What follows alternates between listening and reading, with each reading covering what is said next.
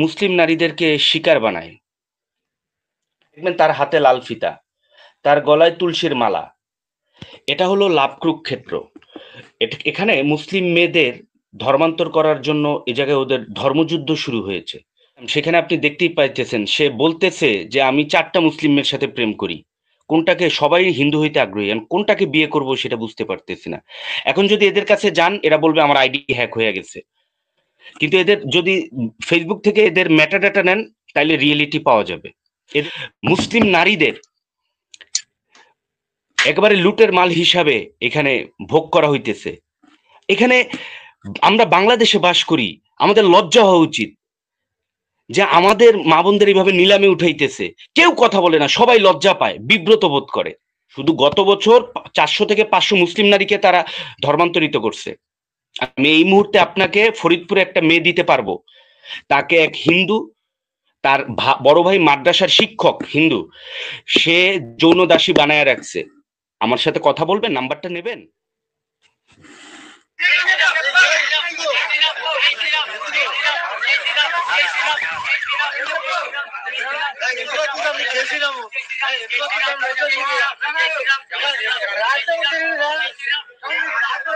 এনাকে দিয়ে নির্যাতন করিয়ে করিয়ে জোর করে জয় শ্রীরাম বলানো হচ্ছে, এবং উনি অত্যাচারে সইতে না পেরে মানে তসবি জপার মতো জয় শ্রীরাম জপছে।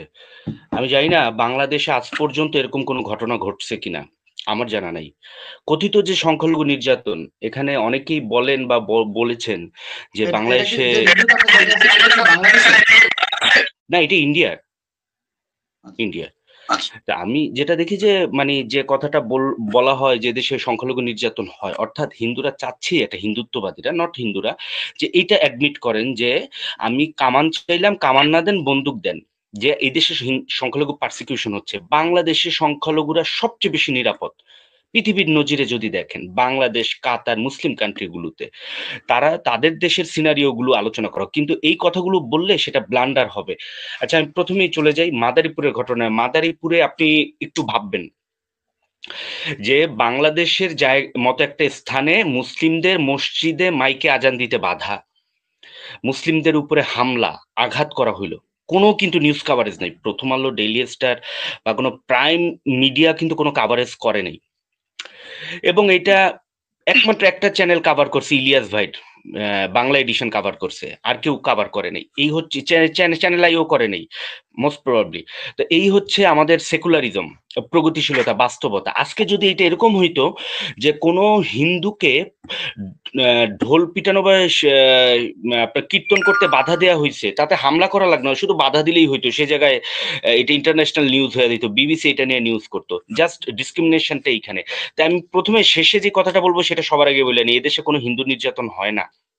যারা বলে হয় তারা ডেফিনেশন জানে না। এদেশে হাজার বছরের ইতিহাস থেকে দেখেন মুসলিম নির্যাতিত হয়। এর আগে ব্রিটিশ আমলে 200 বছর ওরা এই হিন্দু জমিদাররা ব্রিটিশদের সাথে মিলে 22 ধরনের সাজা দিত আমাদেরকে, দাড়ি রাখলেও খাজনা দিতে হইতো।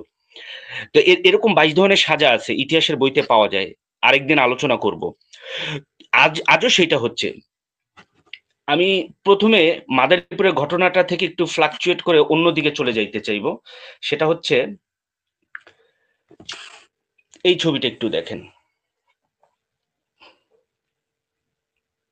তার কমেন্টগুলো আমি দিয়ে দেব, আপনি পোস্ট করতে পারবেন। এরপরে আপনি দ্বিতীয় এই ছবিটা দেখেন। আমাদের পর্দানশীল এক বোন চট্টগ্রামের পার্কে, দেখবেন তার হাতে লাল ফিতা, তার গলায় তুলসীর মালা। এটা হলো লাভ কুরুক্ষেত্র। এখানে মুসলিম মেয়েদের ধর্মান্তর করার জন্য এ জায়গায় ওদের ধর্মযুদ্ধ শুরু হয়েছে।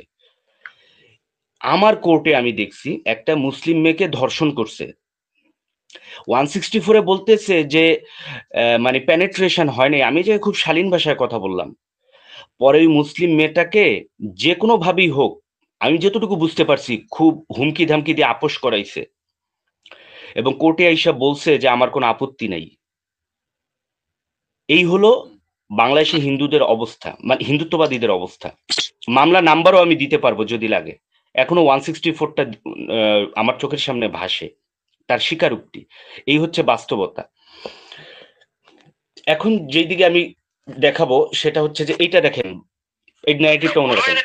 की कुछ कीता तू चल दस बोले दे जल्दी बोल बोल मैं अंकुश शर्मा मैं ने कुड़ी नु क्या मैं तेन नाइट ड्यूटी होटल च लवानी आ ते मेरे ना नवा वीर लै मेरे को चलो जो भी गलती हो गई आ पूरी मैं कोई गल बोल उस तो पता गलती नहीं करांगा जे मैं गलती करदा हां मेरे ते पर्चा करा दिता जावे वाहिगुरू जी का खालसा वाहिगुरू तू नहीं बोलना। আচ্ছা ডিটেলটা এতটা দেখাবো না। সে মুসলিম নারীদেরকে শিকার বানায়।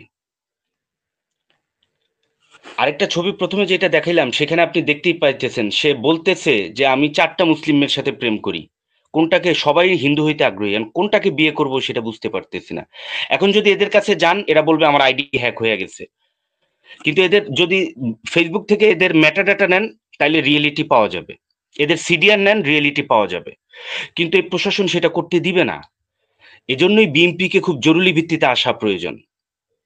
কারণ আজকে প্রথম আলোর অফিসে তো দেখছেন মূল পাওয়ারে কারা, ছাত্ররা না, মূল পাওয়ারে প্রথম আলো, ডেইলি স্টার, হিন্দুত্ববাদীরা।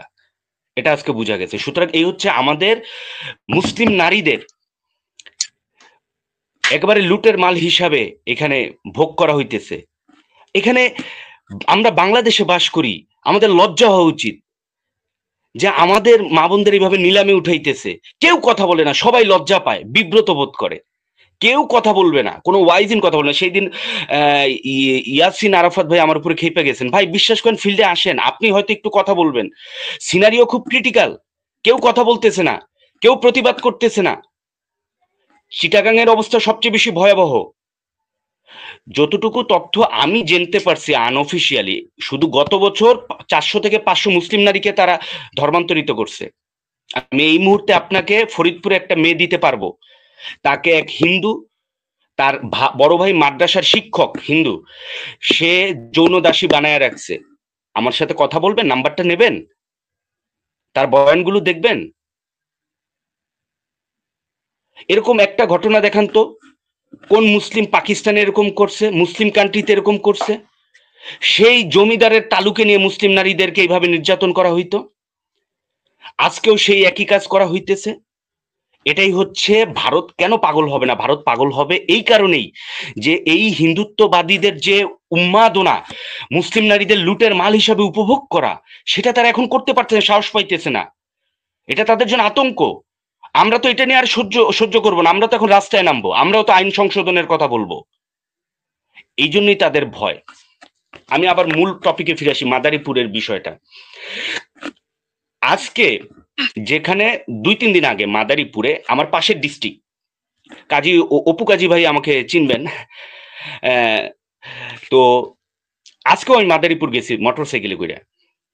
আমি আজকে মানে এই জিনিসটা দেখলাম যে যেই জায়গায় ছাত্ররা আজান দিবে সেটা তারা টলারেট করবে না, কারণ এটা হিন্দু মেজরিটি এলাকা।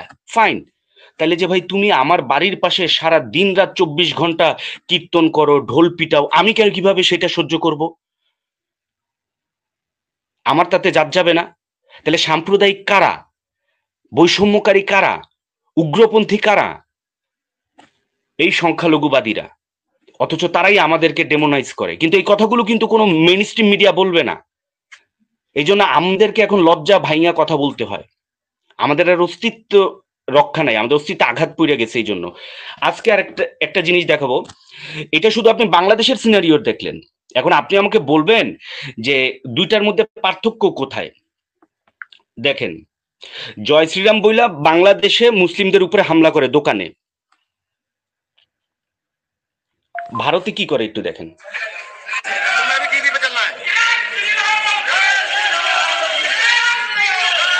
এই ভিডিওটা এখানে থামাই। এটা হলো উত্তরপ্রদেশে মসজিদে একটা, ওদের মানে একটা ধর্মীয় পারভার্টনেস আছে। একটা মসজিদে গিয়া বলবে এখানে আমার মন্দির ছিল, বাস মসজিদ ভাঙা দাও। জ্ঞানবাপীতে যেমন করছে, রাম বাবরি মসজিদে যেমন করছে সেরকম করবে। তো ওরা করছে, কোর্টে একটা পিটিশন করছে, কোর্ট বলছে এখানে জরিপে যাও, বাস পুলিশ আসছে। ওরা করলো সেই জায়গায় ঢুইকে উস্কানিমূলক স্লোগান দিল, আমার মসজিদ কম্পাউন্ডে এসে ওনার ধর্মের জয়ধ্বনি দিতে হবে। ওনার মানে আর কিছু বললাম না, মানে ওনাদের মেন্টালিটিটা এরকম। আমি আমার মসজিদে উত্তরপ্রদেশে সেই জায়গায় আমি জরিপ করতে দিব না।